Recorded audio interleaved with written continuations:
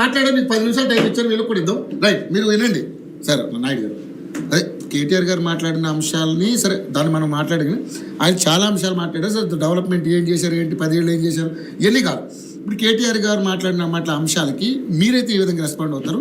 రామ్మూర్తి గారు మాట్లాడిన వాటి గురించి చెప్పండి. ఇప్పుడు మీకు యోయో టీవీ ప్రేక్షకులు, వీక్షకులు, తర్వాత ప్యానెల్లో ఉన్న పెద్దలు, ముఖ్యంగా బీఆర్ఎస్ ప్రతినిధి రామ్మూర్తి గారికి, నగేష్ గారికి, రామ్ గోపాల్ గారికి అందరికీ గుడ్ ఈవినింగ్. ముఖ్యంగా ఇక్కడ ఇప్పుడు ప్రతిరోజు డిబేటు, ప్రతిరోజు చర్చలు జరుగుతున్నాయి. ఒక్కొక్క అంశాన్ని మీరు ముందు పెట్టి దాని మీద మాట్లాడండి. తలా 5-10 నిమిషాల కన్నా ఎక్కువ టైం దొరకదు మాట్లాడడానికి. ఇక నేను పెద్ద ఉపన్యాసం రాసుకొచ్చి 10 పేజీలు చదువుకుంటా పోతే ఏమైనా అర్థం ఉన్నదా? ముఖ్యంగా ఇవాళ టాపిక్ ఏంటి సార్? మధ్యలో రాకండి సార్. మీరు మాట్లాడి మీరు 50 ఎవరినప్పుడు మేము మధ్యలోకి రాలే. అనవసరంగా మీరు 50 ఎవరినా నేను రాలేదు మాట్లాడకూడదు. ఏం మాట్లాడతాం ఇప్పుడు? ఇవాళ ఏంది? ఆయన చెప్పనివ్వండి, ఆయన మాట్లాడినివ్వండి. రామ్మూర్తి గారు ప్లీజ్ ఓపిక ఉండండి. రామ్మూర్తి గారు ప్లీజ్ అంటున్నా. రామ్మూర్తి గారు ఈ రోజు చర్చ ఏంది? నిన్న మల్కాజ్గిరిలో ఒక సభలో కేటీఆర్ గారు మాట్లాడినటువంటి ప్రసంగం, దాంట్లో ప్రధానంగా ఆయన ఉన్న రాష్ట్ర ప్రభుత్వాన్ని రాష్ట్ర ప్రభుత్వాన్ని ఉద్దేశిస్తూ ఇది ఒక మాఫియా ప్రభుత్వం, మాఫియా నడుస్తుంది అని అన్నాడు. సర్కారు నడవట్లేదు, మాఫియా నడుస్తుంది అన్నారు. మాఫియా అంటే అర్థం ఏంది?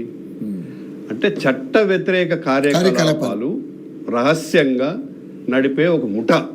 అంటే ఇది అంటే ఒక ఎలక్టెడ్ గవర్నమెంట్ చేసే తప్పులు నిలదీద్దాం. ఇప్పుడు నువ్వు రైతు బంధు ఇస్తావు, సమయానికి ఇవ్వడం లేదు. రైతు బీమా కూడా, రైతు భరోసా కింద రైతు బీమాకు ఎల్ఐసికి వీళ్ళు 441 కోట్లు కట్టాలి. కట్టలేరు కాబట్టి వాడు ఇప్పుడు 7,600 మందికి చనిపోయిన వాళ్ళకు ₹1,00,000 ఇస్తలేడు. గవి ప్రశ్నించు. తర్వాత సరే వాళ్ళు కూడా చెప్తూ ఉంటాడు, కళ్యాణ లక్ష్మి 1,00,000+ తులం బంగారం అన్నావు. ఈ 1,00,000నే సరైన సమయంలో రావడం లేదు. ప్రజా సమస్యలను డెఫినెట్ గా నిలదీయాలి.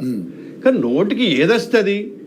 ఇక మేము కూడా ఇంతకుముందు మాఫియా నడిపినాం కాబట్టి ఇప్పుడు కూడా మాఫియా నడుస్తుందని చెప్పడమే కదా. రామ్మూర్తి గారు ఒకటి గుర్తుపెట్టుకోండి, భారతీయ జనతా పార్టీ 14లో అధికారంలోకి వచ్చింది. ఇవాళ దగ్గర 100 ఎన్నికలు జరిగినాయి. 90 సార్లు భారతీయ జనతా పార్టీకి మ్యాండేట్ ఇచ్చారు. మీ ప్రభుత్వం మధ్యలో మాట్లాడకండి. మీరు అసలే మాట్లాడద్దిగా. మళ్ళా మీకు అవకాశం ఇచ్చినప్పుడు మాట్లాడండి.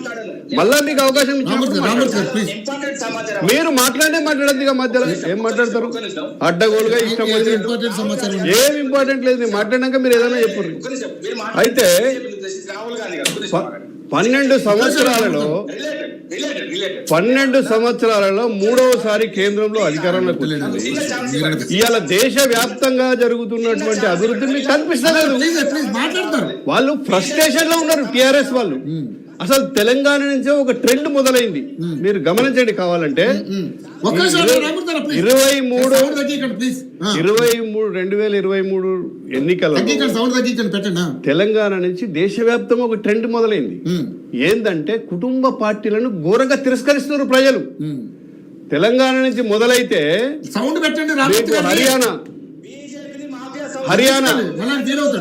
హర్యానా వీకిరా కుటుంబ పార్టీలను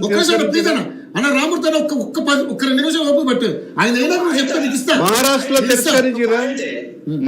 తిరస్కరించిర్రా, బీహార్లో తిరస్కరించిర్రా, తమిళనాడులో తిరస్కరించిర్రా, నిన్న బెంగాల్లో కూడా తిరస్కరించిర్రా, యూపీలో అంతకుముందు తిరస్కరించిర్రా. ఇప్పుడు వీళ్ళకి నిద్ర పడతలేదు పాపం. దీన్ని ఎట్లా అధిగమించాలా? కాబట్టి బహుశా ఇవాళ వీళ్ళందరూ కూడా ఆదేశాలు వచ్చినట్టున్నాయి. ముందు బీజేపీని టార్గెట్ చేయరు. ఎందుకంటే రేపు రాబోయేది బీజేపీ తెలంగాణలో. కాంగ్రెస్ లో ఘోరమైన వైఫల్యాలు ఉన్నాయి కాబట్టి ఆల్టర్నేటివ్ ఎవరు? బీజేపీ. ఎందుకంటే కుటుంబ పార్టీలను రిజెక్ట్ చేస్తున్నారు. కాబట్టి ఇట్లాంటివన్నీ కూడా ఈ కంట సోషల్ పెట్టుకుని మాట్లాడుతున్నారు. ఇవాళ ప్రపంచ వ్యాప్తంగా 10వ స్థానంలో ఉన్నటువంటి జీడిపిని 10-12వ స్థానంలో ఉన్నటువంటి నువ్వు చెప్పాల్సింది 10-12వ స్థానంలో అరే ఆగండి సార్, మీకన్నా మా గొంతు పెద్దగానే ఉన్నది, ఏం మాట్లాడతారు ఇలా ప్రపంచంలోనే 4వ స్థానానికి 5వ స్థానానికి ఆర్థిక పరిస్థితిని మెరుగుపరిచినటువంటి భారతీయ జనతా పార్టీని పట్టుకొని ఇవాళ ప్రపంచ వ్యాప్తంగా ఆయిల్ సంక్షోభం జరుగుతుంది, 40% రేట్లు పెరిగినాయి, కళ్ళు కనిపిస్తలేవు వీళ్ళకు. ఇక్కడ కేవలం ఒక 10%, అది కూడా నాన్ బీజేపీ ప్రభుత్వాలు ఉన్న దగ్గరనే పెరిగింది రేటు. మీకు ఈ రోజు కూడా 100 రూపాయల లోపే ఉన్నాయి పెట్రోల్ కానీ డీజిల్ కానీ. ఒకటి వైరల్ అవుతుంది సార్, ఇప్పుడు క్రూడ్ ఆయిల్ ధర బ్యారెల్ 80 రూపాయలకు వచ్చినాక కూడా మీరు ఎందుకు రేట్లు తగ్గించారు సార్? 1,00,000 కోట్లు నిన్నటి దాకా నష్టపోయినాయి ఆయిల్ కంపెనీలు, నిన్నటి దాకా 1,00,000 కోట్లు నష్టమైంది సార్. నెలకు 30,000 కోట్లు వాడు ఎట్లా నడుస్తుంది? కొనొద్దా? బయటకు వెళ్ళి పైసలు పెట్టి కొనొద్దా? కాబట్టి ఏదైతే ఉందో వీళ్ళు ఏదైతే ఉందో అది ఇప్పుడైనా వాస్తవాన్ని గ్రహించండి. ప్రజల మన్ననలు పొందాలంటే ప్రజాస్వామ్యబద్ధంగా కొట్లాడుర్రి. ప్రజాస్వామ్యబద్ధం మీరు చేసిన నిర్వాహకం అంతా ఏంది? మీరు చేసిన 10 ఏళ్ళల్లో తెలియదా ప్రజలకు? ఎందుకు తిరస్కరించారండి? అద్భుతమైన ప్రగతి చేసి ఉంటే ఎందుకు తిరస్కరించారు ప్రజలు? మీ హయాంలో ఎన్ని రైతు ఆత్మహత్యలు జరిగినాయి? మీలాగా కూలిపోయే ప్రాజెక్టు కట్టలేదన్న మీ బాధ? 1,00,000 కోట్లు వృధా చేశారు, ఒక బొట్టు నీళ్ళు వస్తలేవు. ఏం మాట్లాడతారు? ఏం మాట్లాడే ముందు ఆలోచించుకోవాలా. ఇవాళ ఏమీ చెయ్యందే ప్రజలు మ్యాండేట్ ఇస్తున్నారు, రాష్ట్రాలు బీజేపీకి అప్పచెప్తున్నారు. ఏం మాట్లాడతారు రామ్మూర్తి గారు? మీ చరిత్ర క్లోజ్ అయిపోయింది.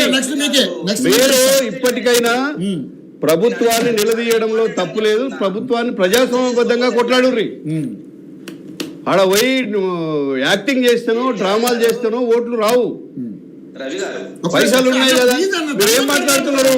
1,500 కోట్లు వారి దగ్గర 1,500 కోట్లు ఎలక్ట్రల్ బాండ్స్ మీరు కలెక్ట్ చేస్తే దాంట్లో లాటరీ కింగ్స్, ల్యాండ్ మాఫియా వీళ్ళందరి దగ్గర పైసలు తీసుకుంటారు, వాళ్ళకి ఫేవర్ చేస్తారు. ఈ కార్ రేస్ ఏంది? 42 కోట్లు మీకు మీ పార్టీకి ఫండ్ ఇచ్చారు. అది వీళ్ళ అసమర్థత. కాంగ్రెస్ పార్టీ 42 కోట్లు మీకు వచ్చినాయా లేదా వాడి దగ్గర? ఈ కార్ రేస్ లో మీరు ఎవరికైతే ఫేవర్ చేశారో, చట్టాన్ని ఉల్లంఘించి మీరు ట్రాన్స్ఫర్ చేశారో, డబ్బులు మీకు వచ్చినాయా లేదా మీ పార్టీకి? కాబట్టి మీరు చేసినటువంటి అంతా కూడా మాఫియా పనులు. ఇవాళ వీళ్ళని మాఫియా అంటే అనుకోరు, మేం కాదు దాని విషయంలో. కానీ ఇక్కడ చర్చ పెట్టారు కాబట్టి మేము మాట్లాడుతున్నాం. మీరు సమస్యలు మీకు ఒక్కరికే బాధ ఉన్నట్టు ఇంకెవరికి లేనట్టు ఏం మాట్లాడతారు?